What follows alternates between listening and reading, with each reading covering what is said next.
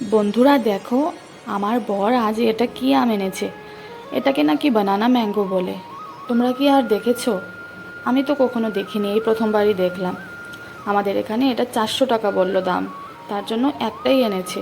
যে প্রথমবার নিয়ে আসছে, ভালো হবে কি খারাপ হবে তার জন্য একটাই এনে দেখলাম। ঈশানকে এবার দিলাম ফার্স্ট পিস। ও বলছে ওটার বাকলটা কেটে দাও। এইভাবে খেতে পারবে না, বাকল সাথে নিয়ে খেতে পারবে না।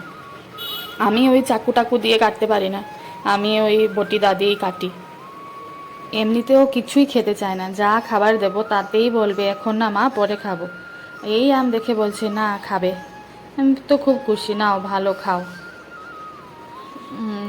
খুব পছন্দ লেগেছে বলছে, খুব ভালো হয়েছে।